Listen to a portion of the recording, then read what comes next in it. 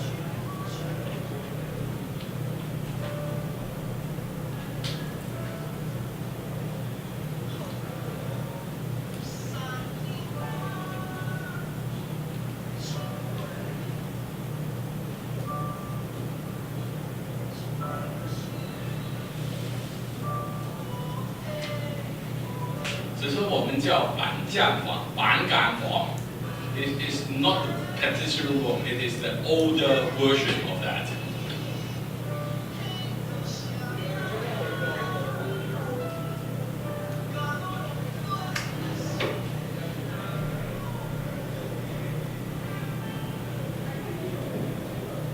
Discussion with the landlord. Quite 12 feet, okay.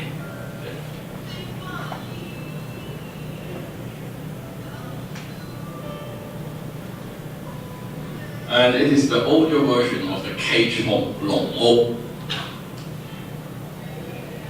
It's just remain quite a few, not much now, cage home in Hong Kong.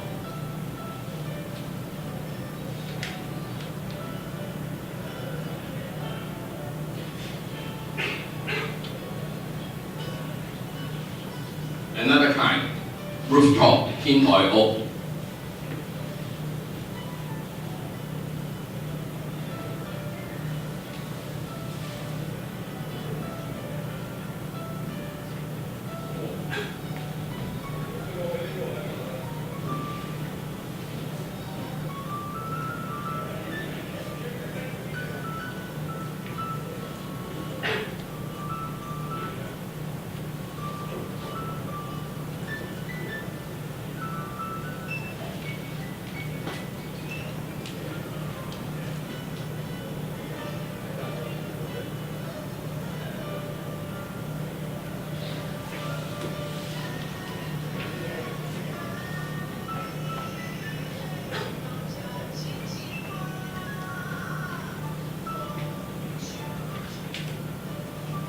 This is the fourth one. It's now the illegal partition room in the industrial building.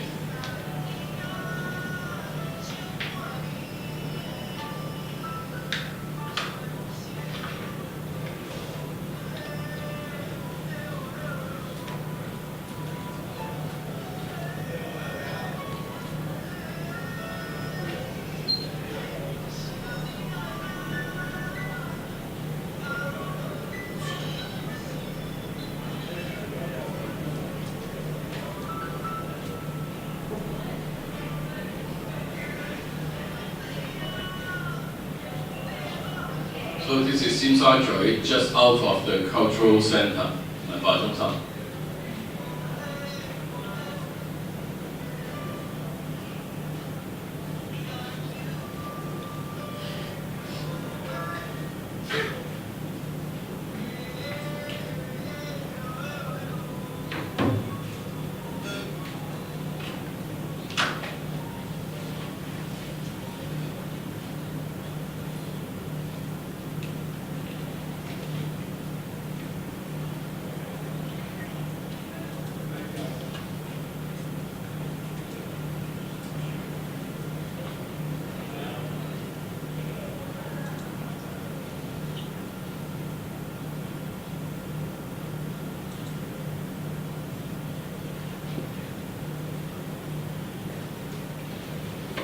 Okay, when we look at the video clip, you know that there is different kinds of flats, quote-unquote housing in Hong Kong.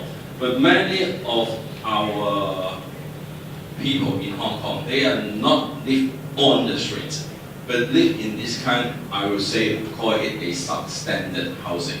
So they are not living up to a adequate standard. According to the definition of UN, I would say, they will part of the homeless population, okay? So it is not just a flat, it's in a substandard, because in that tiny space, in that is a squeezed, they do not can have a family life. When you find that most of them, how about the age? Middle age, many is male, single, okay? So many of them become a walo, just one person. They do not can form their own family. So every day they go back to these tiny flats and they just go to sleep. When you look at one of them, just 好多公仔紙民生啊 So they just sit on the back and look at the television, and this is the whole day. And some of them do not work, and some of them. So we want to look at what are they? Who is this kind of people? I do some is about the homeless, it's street sleepers. So I share with you what is that. But many of them, before just sleep on the street, they are in this kind of subdivided flat, rooftop, okay? So they mobile around this kind of things. If they can find a job, they go to the petition room, they may be living in a shop. But now they are demolished. Many of this kind of old urban housing is now demolished, and because it's the urban renewal project by the URA. So just squeeze them. You build a very beautiful tall building, designed by architects, and then push them out of the version of some circle. So this kind of, I would say, the age home is not much. There's just one or two now, not in some circle in agriculture. So they just turn around and go to the very big building, okay? But can the big building solve the problem of the homeless people in Hong Kong? No, they still behind. But the government is trying to push them out of sight of the public people. So when I go to the, I'll give you some figures. I don't think it is very important for you. But this is the recent movement since 2000. There is a rise of the figures of the, but then it's decreased quite a lot. So I start to do the work for the street sleeper in 2000 and in 2001 here. So it is more than 1,300 in the registry. But we do quite a lot of things from 2002 to 2004. So the figures sharply decreased from 1,300 to 400.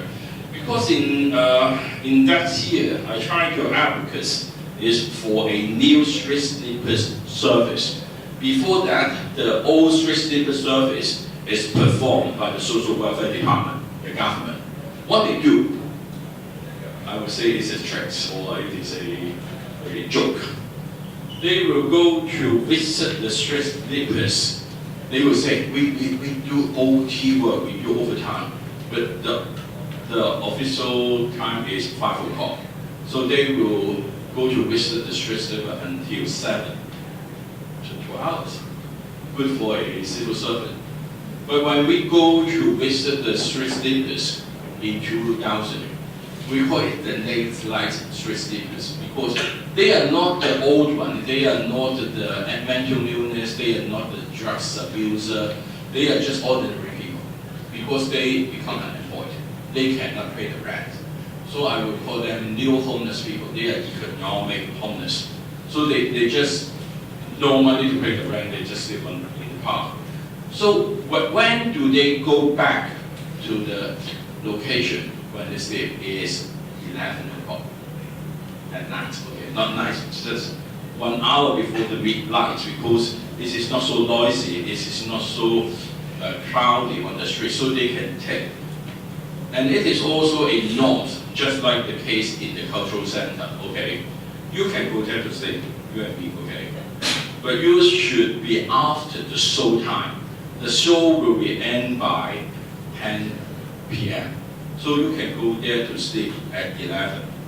But you need to clean your location before 6 in the early morning. Because in 6 there someone used it as a park to do some kind of exercise. So this is a norms or a regulation by the guards, safety guards and the homeless people. They can use that, but you should make clean on that or your paperboard. And this is they will store them in some places, and every night they will break them out, and there's the construction of the shelter. Okay, this cardboard for them. But they go there in just 11 o'clock when you just end your visit in 7 o'clock. You never can visit them. Okay, so we propose a new late service outreach team for doing this kind of street sweeper tours. And also, I argue this is by the non-government organizations, NGOs, but not by the government as a routine. So in that time, I think Carrie Lam, the CE now, is the director of the social welfare department. I try to grasp her and to see that, because they argue with us that, there's we don't have homeless people, but we have homeless people, but this is their problem, that's their choice, they're living, and they don't go. If they receive the CSSA, the Zhongwood, they can rent a flat. So if they really want to end their homeless life, the government is already have a support and policy from them. So this is the idea, and because if I give you the CSSA, you have the rent allowance, you can go to rent a flat. So this is not the government idea that you need to sleep on the street. But this is your choice. You don't apply for CSSA. So what can the government do? I will say sorry about that, it is not the real world. The real world is that if you receive CSSA, you cannot receive the rent allowance in advance. Have you go to rent a flat before? No, because you are still with your parents. If you go there, it's now, for this low rent housing, you need 3 months of rent, okay? 1 month is the rent, 1 month is the, you pay it in advance, and the third month is a kind of deposit, okay? So you need 3 months to rent the flat, put up the money. But for the CSSA, they just give you is a reimbursement base. You pay the rent first, get the justification, and then ask for the money from the government. How I can, if I am a street sleeper, I am a homeless and unemployed person, how can I get the 3 month rent to pay in advance to get the flat? So this is ridiculous. I say, no, Cabinet say, no. We have some training for our receptionists in the Social Security Service. They will use their discretion power to give somehow to these street sleepers. I say no. I say no. They cannot receive any kind of discretion. They just say that there will be no deposits, there will be no, you should give us the rent. I say, so you should change your policy of your CSSA. Otherwise, this kind of homeless people receive CSSA can get a rent. I say, okay, don't argue with me.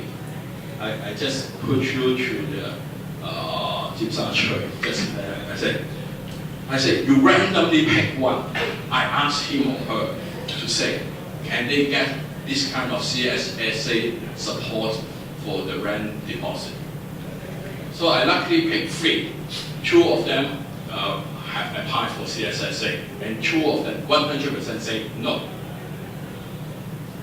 So this pushed her that you government officers do not understand the real life, do not understand the street difference.